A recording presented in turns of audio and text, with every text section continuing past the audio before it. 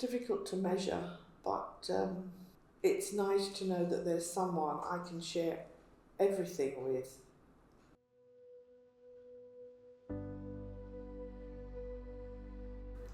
So it was my husband who died. He died in May, so that's 10 months ago. We had been married for about nearly 33 years.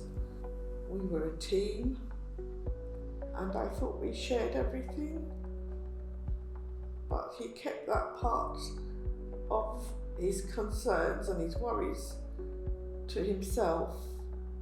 There are a lot of practical things to have to deal with, so it was feeling numb but also having to deal with the practical things. I was fortunate to have people around coming and going, and I wasn't alone. For the first 3 weeks I wasn't alone, and I think that helped, not sleeping in my home alone. I was contacted by the police officer who'd come to the scene, and I can't remember when she contacted me, if it was 1 or 2 weeks later, and asked me if I wanted to be referred to Mind. I said yes, I was happy for that referral. And then the Mind worker got in contact with me, I'm not even sure, possibly a week later. He introduced himself by text. We agreed when would be a good time to have an appointment to speak on the telephone, and it went from there.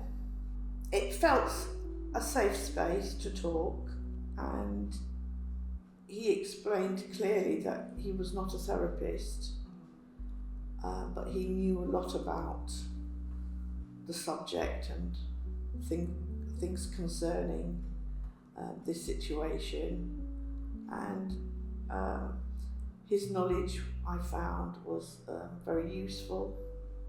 Yes, and it felt comfortable to talk to him as well. It's difficult to measure, but it's nice to know that there's someone I can share everything with.